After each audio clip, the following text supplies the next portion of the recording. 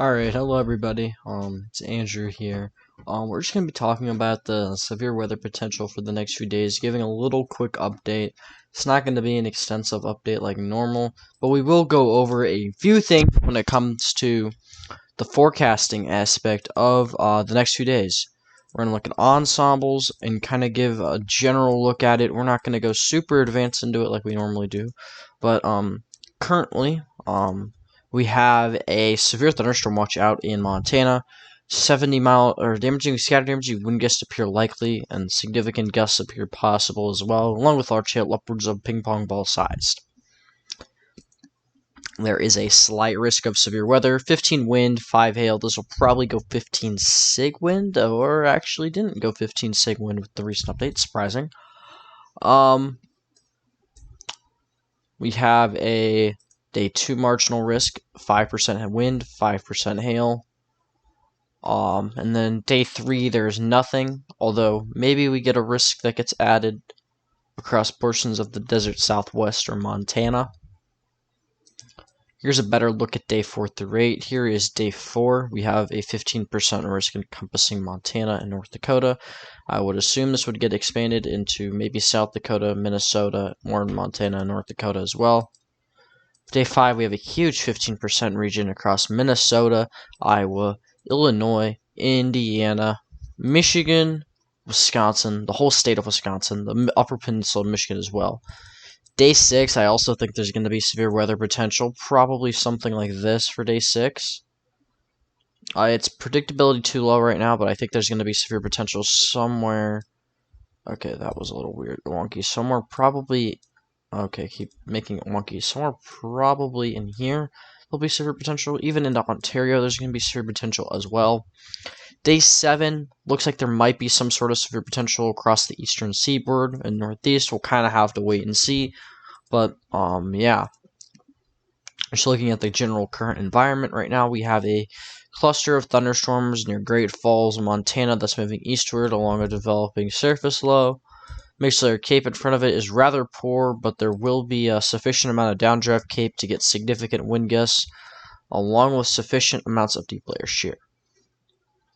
Kind of looking through the next few days, there really isn't that much to go into with the severe weather, so we're kind of going to go into the long range because that's when things get a lot more interesting.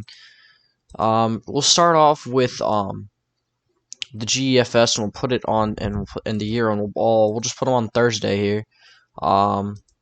Or not Thursday, Monday. So we have a strong shortwave trough that develops across portions of Canada, stretching into portions of the United States. As you can see here, it's not really that negatively tilted. It's more of a positive, I think, tilted trough because of this very strong high pressure that's going to be sitting across New Mexico.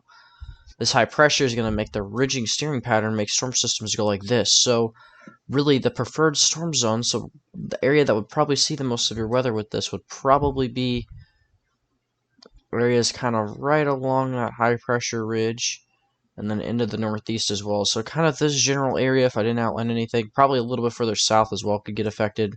Kind of just depends on what the steering pattern is. Both the Euro and the GEFS look quite similar, except the GEFS has a stronger trough, which in turn makes the ridge stronger as well. The Euro is a little bit slower, the GEFS is a little bit faster, so those are some other things to note as well. With this day, I think damaging wind gusts are really going to be the only hazard unless you're up in Canada, where a severe weather outbreak appears rather likely at this point. It may stretch into portions of Montana and North Dakota as well, particularly North Dakota probably, where you have higher surface instability to tap into. If you look at the Euro, Mixler Cape mean 1,000, 2,000 joules per kilogram. I think Canada is a rather safe bet with this setup.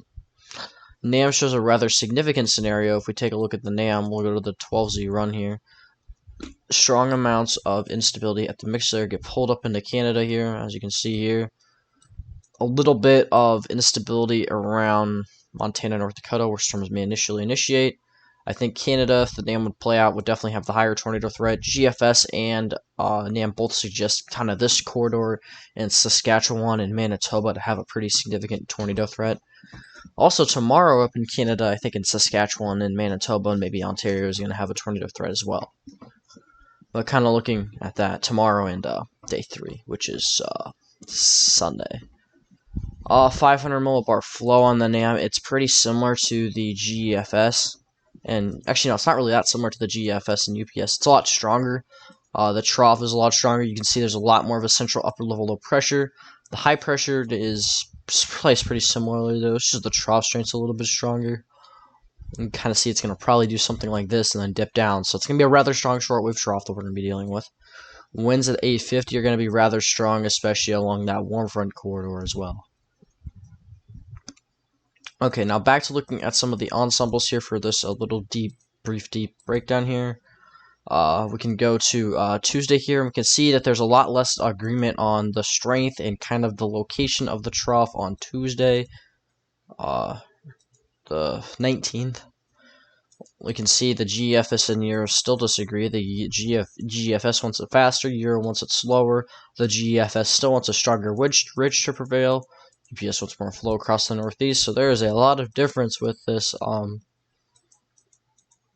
That should be noted. As we go into the next day, severe weather potential will still prevail. I think for this day, the severe weather potential is mainly going to be confined to more of these areas unless we have the GFS solution happen. If the GFS solution happens, it'll be confined to areas more south, probably like this, as the moisture is going to be more starved to that area. So that's why the SPC is 15% is bigger. If we go to the next day, I think there's going to be a 15% added for this day as well, Wednesday. The trough strength is a little bit uncertain, kind of the location, but I think severe weather appears rather likely across Michigan, Indiana, maybe backstretching into Illinois, Ohio, PA, and into Ontario also, and maybe New York. That's the corridor. Instability will be sufficient for severe weather. We're going to have 1,000 to 2,000 plus surface-based CAPE, probably mixed layer around 1,000 to 2,000 as well. 850 millibar winds are going to be on the order of 20 to 30 plus knots, and then if we look at our surface pressure mean off the GFS, 999 millibars. Now there's a lot of disagreement on the placement. Some models want this to be a lot slower, so the slower models are going to be marked in red over here. The models that are in the middle are going to be kind of marked in this green color over here. And then we have models in yellow that are just extremely fast with the system.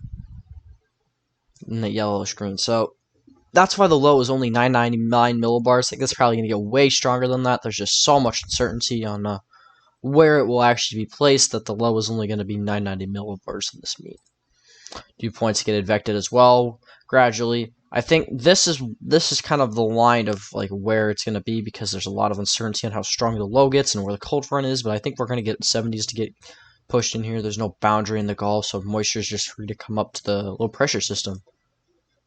Euro has a rather similar solution, except it's a little bit less. It's got a little bit more moisture further northward, and it's kind of more of a realistic solution in my opinion, where it kind of sags the cold front back across Illinois there. Well, yeah. That next day would also be conducive for severe weather.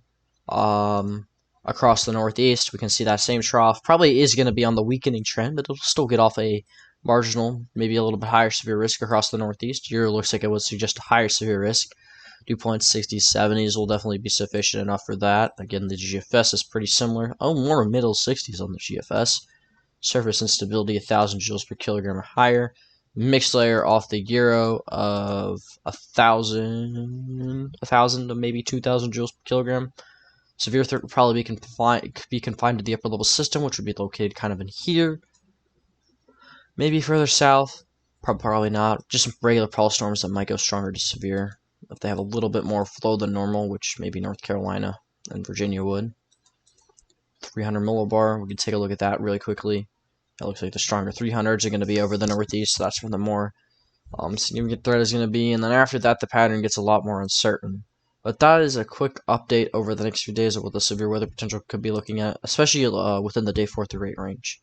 Make sure you have a safe weekend and have a good day.